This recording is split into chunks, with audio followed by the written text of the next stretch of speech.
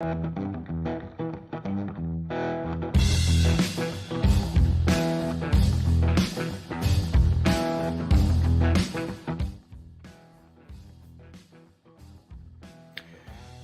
welcome in again to the True Tiger Insider. I am Gabe DeArmond, publisher of PowerMizzou.com. Every week on this show, in partnership with the Every True Tiger Foundation, we talk to a different Mizzou athlete. We've jumped around between a bunch of different sports. We're going back to the football team this week. We'll bring our guest in here in just a minute. But before we do that, I want to remind you guys about Every True Tiger Foundation.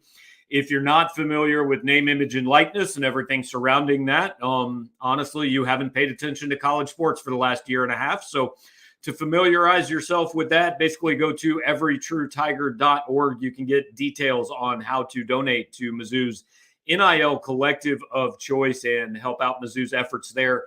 We also have a link on our message board on powermizzou.com, how you can donate specifically to Power Mizzou's arm of ETTF and help out Mizzou athletes in their efforts to make a little money and capitalize on some of the things they've done in school. This week, our guest is one of the newest Missouri Tigers. We're welcoming in wide receiver Theo Wease Jr., transferred in earlier this year from the University of Oklahoma and was on campus for spring football. Theo, how you doing, man? I'm doing good.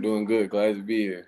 Yeah, appreciate you taking some time to hang out with us. So first off, just how was your first semester in Columbia, kind of getting used to the team, getting used to a new town and everything? Man, it was better than I expected. You know, I never really been a new kid before, so I was definitely kind of like nervous about that. But, you know, everybody was so welcoming. The city of Columbia was very welcoming. Sorry about that. The city of Columbia was very welcoming, and I definitely got to shout out Buds because I've probably been to Buds probably about 100 times already since I've been here. So I definitely got to shout out the Buds. There you go. Well, the good thing is, hey, nobody's the new kid because in college sports these days, everybody's the new kid, man. Yeah, definitely. It probably helps having a lot of guys that are kind of in your situation, right? First year on campus and everybody's trying to get to know each other. Right. Yeah. It definitely helps a lot. And it kind of just like we all just stick together really. So that kind of builds your first little friend group right there. So yeah, it works out for itself. And there you go. So the way I always start this with pretty much everybody, I want to go back to the very beginning of you kind of starting this journey. Do you remember when you started playing football? I mean, growing up in Texas, I'm going to guess it was pretty young. Yeah, I started playing football at 4.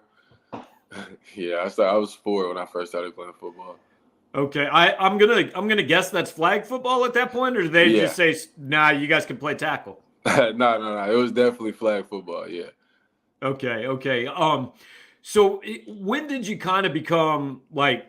Look, I've seen 4-year-old sports. I know what they are. Nobody's really serious about it at that point, right? But when did you kind of start to become serious about football, and it turned into something that you really liked and thought you could keep going with? I would probably say my freshman year or sophomore year of high school. That's probably when I kind of like realized like, okay, I'm actually kind of good at this. I could if I take this serious, I might, can do something with it. And then like that's when I really just like fell in love with the game. Like my passion for the game is really why I just play. Like I'm a competitor at heart and I just love winning. So that in football, winning is so hard, so that just makes me just love it so much more. So that's really how I just got in tune with football. Well, you've definitely been around some winning in your football career. For people who don't know, you went to high school in Allen, Texas, which is kind of well known for. I think they'd probably have like the 5th or 6th nicest stadium in the SEC if they were an SEC program. Tell me about high school football at Allen High School, man. Like how big a deal is that down there? It's a crazy experience, honestly. Like we treated it like a mini college, honestly. Like our facilities, we had an indoor facility, and of course we had the $50 million stadium too.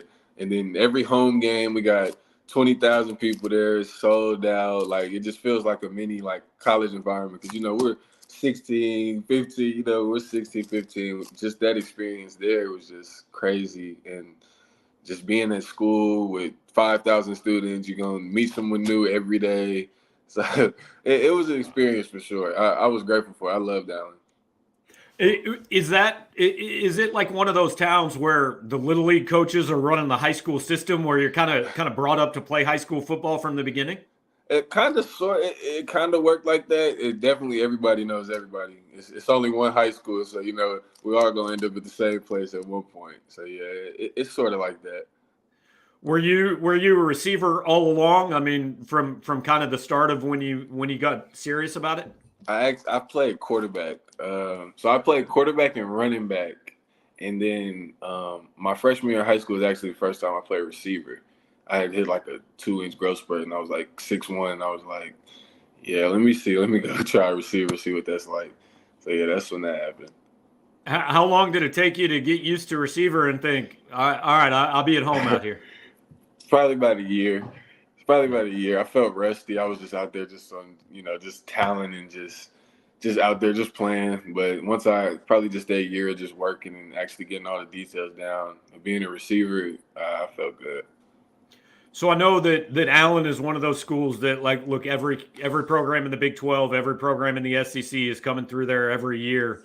When did you first kind of start hearing from coaches and catch some people's eyes as far as recruiting goes?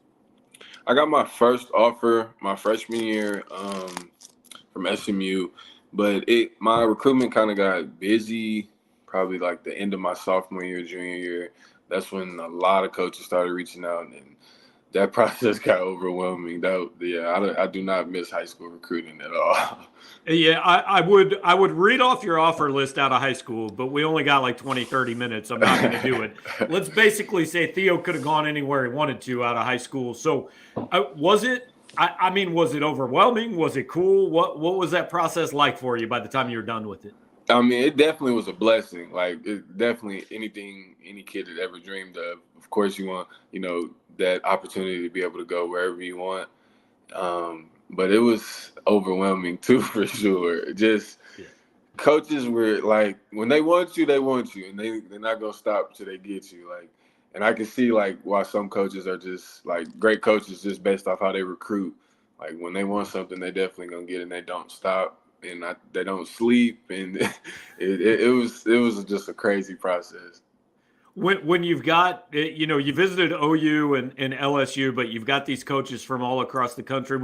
Was there any moment or any coach or anything that came to school that kind of hit you that you were like, hang on, man, that really kind of made an impression on you? Yeah, I'll say definitely Coach Gundy and Coach Riley from Oklahoma. Mm-hmm.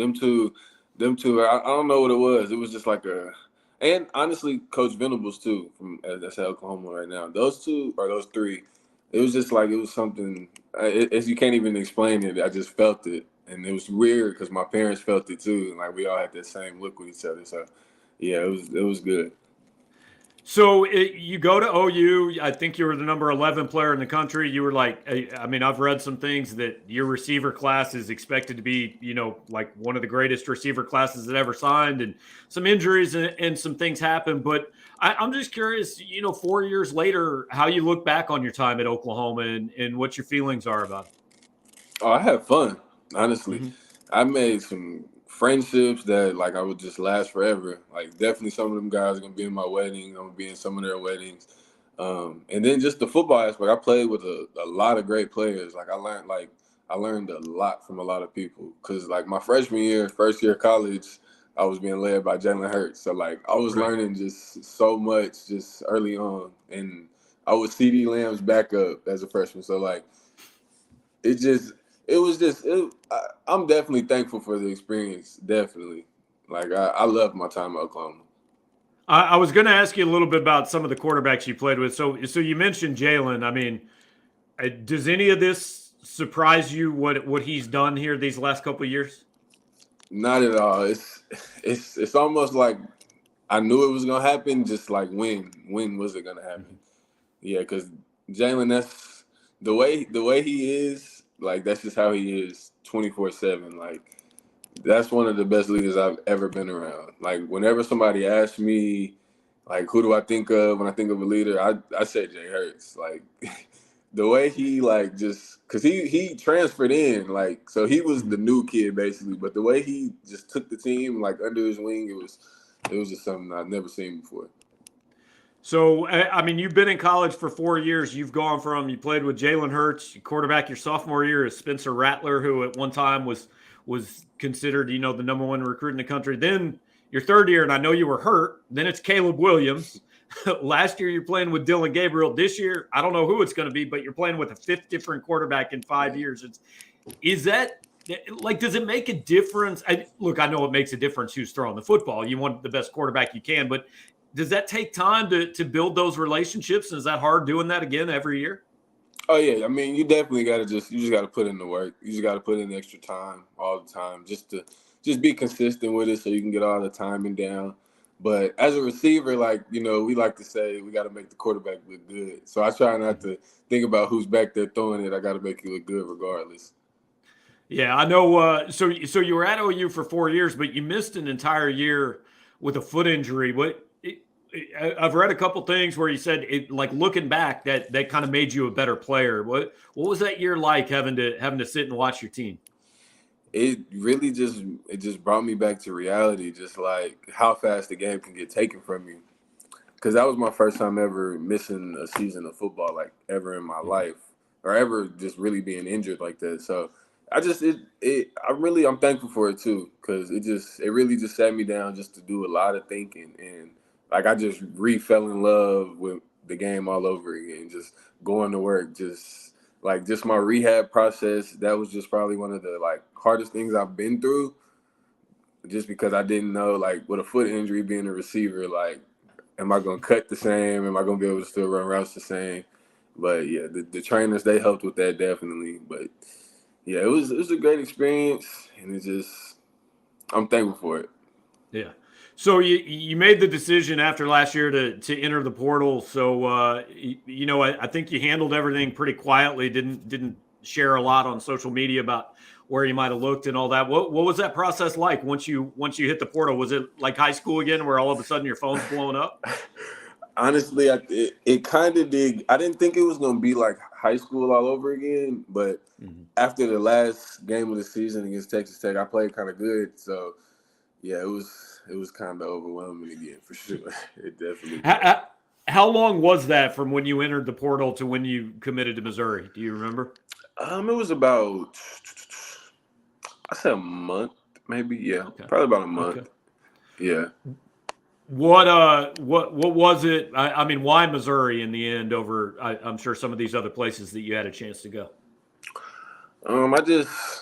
I really wanted to be just a part of something special. Like, I see something special at Mizzou, and I've always wanted to be a part of a great defense. So I looked at defenses a lot of schools, and then of course you see the production that Mizzou had last year in the defense, everybody coming back. So that played a part. And then Coach Peeler, when I was in high school, when he was at Ole Miss, he was my first SEC offer. He was the first one to offer me an SEC. So that came around full circle, and it just felt right. Now, I think the first indication that people had that you were going to commit to Missouri, I think was Luther Burden kind of hinted at some stuff on social media. I'm curious, did you guys when he was being recruited and committed to Oklahoma? I mean, did you know Luther from that process? Yeah, I hosted Luther one time on his visit to Oklahoma, so we kind of built a little relationship right there. Did you? I mean, even though you guys were at different places last year, did you kind of keep in touch? Did you follow him and keep in touch with him at all? Oh yeah, definitely. I love Luther's game, so I'm definitely a fan of his for sure. So you thought it was going to happen at one time. You thought it was going to happen in Norman, but now it's going to be in Columbia. You and Luther are going to be lined up, I assume, next to each other or across the field, whatever. What's that going to look like for fans? How excited are you guys about that? I'm just going to tell everybody, just be ready. It's going to be fun and exciting, I promise. Yeah. You mentioned looking at the defenses. I'm curious, you had a chance to go through spring football and face some of these defensive backs on Missouri's team. Who'd you have the toughest time with in spring ball? Who'd you see lined up across from you and say, all right, this can be a battle?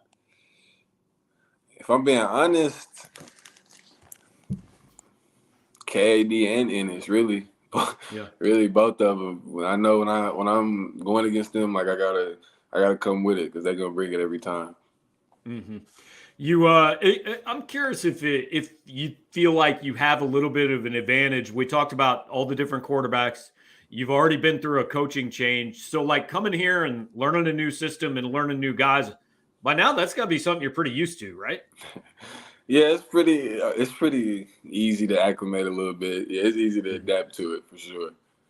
As a receiver, I mean, look, I'm not asking you to give away secrets here, but what do you like about Coach Moore's system? I mean, do you think it fits what you like to do?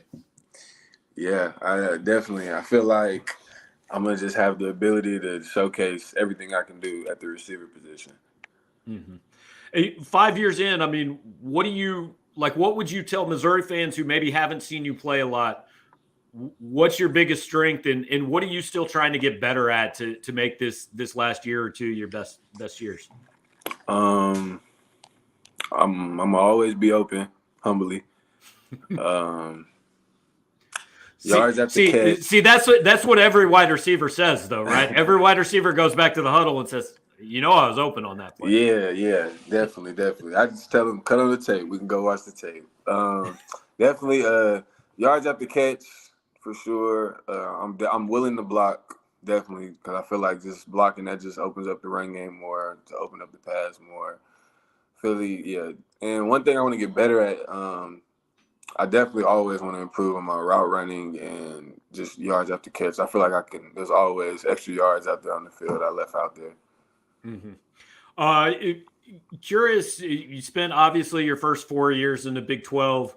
Coming to the SEC, there is certainly a level of SEC pride in SEC football, right? So I'm curious, being maybe in another league and now being part of the SEC, what your view of this conference is and what you're looking forward to about playing in this league. Oh, I'm excited. This is they said the SEC is the best one. I mean, you can look at the stats too. It definitely is the best conference. So I'm excited to go against the best of the best, really. Like I'm definitely embracing that. That's one of the reasons why I wanted to come to Mizzou too, because I want to go against the best competition.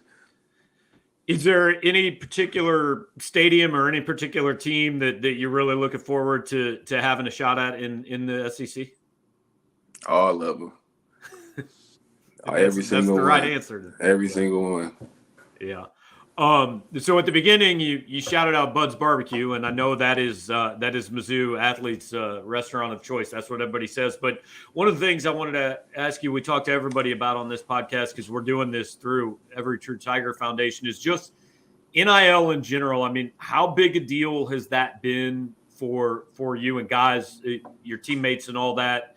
And what are some of the things that maybe you've gotten a chance to do through NIL, whether it's making appearances or just things that you wouldn't have had a chance to otherwise do?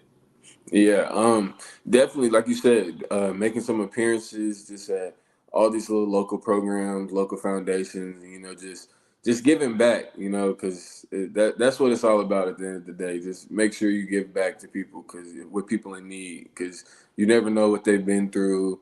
You never know what they go through on a day-to-day basis, and so that's just what it's all about. You always give back if you can. How much of a part, and look, I'm not asking for anything too specific here because, I know the way everybody handles is a little bit different, but when you're going through that transfer process, like how big a factor does NIL play in the possibility of that, at wherever you might be looking? I think everybody's decision is different. I feel like everybody's situation is different. I feel like it's just depending on their situation. It definitely, I'm not going to say it doesn't play a factor at all. It definitely plays a factor. But you got to get a feel for the coach first, because there's just a lot of people will offer you something that you won't really get. So, yeah, it's kind of a tricky game, really. It's a tricky business dealing with NIL. But as like being in the transfer portal, but yeah, so you just got to get a good feel for it. I mean, going through that process, probably and maybe you already understood this, but everybody now seems to be understanding like college football really is turning into basically just kind of a smaller level of the pro. I mean, this is a business now. Yeah, 100%. Yeah, 100%. Yeah. So have you set goals for yourself for this upcoming year yet, or is that something you like to maybe wait till a little closer to the season to do? Oh yeah, I set my goals like I got it jotted down. It was December 8th, 2022. I think I wrote down my goals for this upcoming season. I'm gonna keep them to myself though. Okay. And if some of them goals is reached, there'll be a lot of fans that'll be happy. Columbia will be happy. So December 8th, I mean, that had to be like pretty much the day after the last season ended. Is that right? Yeah, that was literally. It's crazy because we got back so late. It was a night game. We flew back. I got back home probably like 2 o'clock. I didn't even go to sleep, and I typed those notes. Like something just told me to just write down my goals, and it was. And I haven't touched them since. Like it's been those goals. I haven't changed them, and I didn't even go to sleep that day. It was crazy. Do you I mean, are you coming to Columbia feeling like you have something to prove? I mean, obviously, look, like you played at the highest level. You've played a lot, but do you feel like you have, you want to prove, hey, there's another level here to what you've even done so far? Yeah, I feel like I just got something to prove to myself. Mhm. I just feel like I know what I'm fully capable of, my full potential, and I definitely know it can get took to a whole nother level. So yeah, I'm definitely excited about it. So I know you guys don't get a lot of time off, as college athletes, but I imagine you've got at least a couple weeks coming up here before you go back to summer workouts and all that. You got any free time plans? Yeah, I might head back to Dallas just to see the family for a little bit. But probably most likely I'll probably stay around in Columbia, just keep working out and just stay out here just to stay focused. All right. Do a lot of guys just stay here and work out together? I mean, is that something that you guys can kind of do even when maybe you're not with the coaches? Yeah, you would be surprised how many like college athletes when we get breaks we just stick around. You would be There you go. surprised. Okay. Off the field, hey, you come here as a transfer. Are you still working towards a degree? Are you a graduate student? And what are you studying at Mizzou? So I got my bachelor's at um, Oklahoma in Okay. human relations, and then now I'm in the grad program for positive psychology. Okay. That's like the positive coaching program. It's Yeah. similar, yeah. It's similar. I almost see something happen with my transcript, and I was too late to get into positive coaching, so they threw me into positive psychology. But no, I love the program. They're pretty Okay. similar. Okay, so whenever football's done, and look, I know the goal is NFL and play for a long time and all that, but do you have do you have thoughts on what you want to do whenever you are done with football? Yeah, I'm gonna coach for sure. Okay. I'm definitely gonna be a coach for sure. Okay. So are you one of these guys? We had one of the basketball players on last week, and his dad's a coach, and he knows he's going to coach basketball, and said you just kind of pick up things from every coach you play for along the way. Is that something you've done? Like pay attention to how coaches that you played for do things? 100%. Like I want to be an offensive coordinator one day, and I done been around like too many great offensive minds to just like I'm just getting too many nuggets. I just feel like it's meant to be because Coach Riley, you can look at his record, Coach Levy, his record, even Coach Moore. Like it's just and it's crazy how they all have like kind of like similar schemes, and it's just hard to explain. But I just feel like it's meant to be. All right. Well, good deal. Well, Theo, I appreciate you taking some time, man. I hope whether it's in Columbia or Dallas, maybe take a day off at some point, and then I know Missouri fans are looking forward to getting to see you later on this year. Thank you. Thank you. All right. Thanks a lot. That is Theo Wease, Mizzou wide receiver, joining us this week on the True Tiger Insider. That is our weekly podcast with every True Tiger Foundation, Mizzou's NIL collective of choice. Find out how to donate. We've had the information running across the screen. If you're watching this on YouTube, if you are listening on the podcast, go to everytruetiger.org. You can find out details how to donate. whether you want it to go to a specific sport or to their general fund. You can also go to our message board at powermizzou.com. We've got a pin thread that explains exactly how you would donate to our specific arm of the NIL collective. We are getting pretty close to our initial goal of $100,000 in that fund. When we get there, you guys are going to get some benefits just for our subscribers later on this fall. So we encourage you to, if you want to donate to ETTF, to subscribe to Power Mizzou and check that out. Again, thanks to Theo Wease. We're kind of in conversations trying to figure out if we're going to continue this through the summer, and would like to get some different players on. But look, they get tired of us at times. They might want a week or two off here and there. So we're still going to have some guys and girls on the podcast as we go, and we'll be lining those guests up with every True Tiger Foundation. But appreciate you guys listening, and we'll talk to you next time.